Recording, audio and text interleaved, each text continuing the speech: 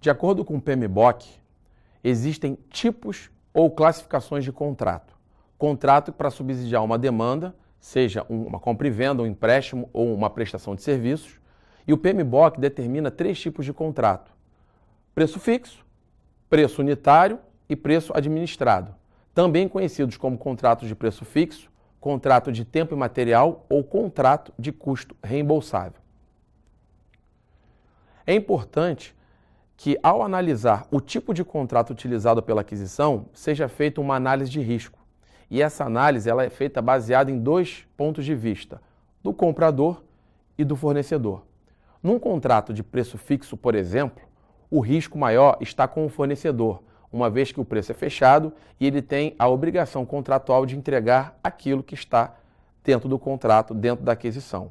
Então, se houver uma má administração por parte do fornecedor, ele vai ter um risco maior por conta do preço ser fixo e ele não poder reajustar o preço. Por outro lado, o custo reembolsável tem um risco maior por parte do comprador, que necessita conhecer bem o escopo em termos de detalhamento do produto ou serviço contratado para poder fazer uma melhor gestão da aquisição, ou seja, do contrato.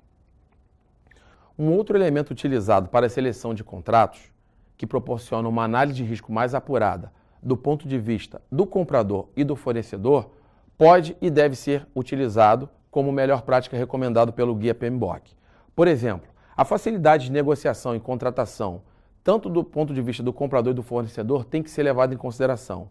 Então, por exemplo, na visão do comprador, se o processo de aquisição leva de 6 a 10 meses, ele tem que ser contemplado dentro de um cronograma, porque ele é feito baseado numa normatização ou mesmo numa lei que deve ser seguida. Então, esse tempo ele tem que ser levado em consideração no momento de decisão e seleção do tipo de contrato.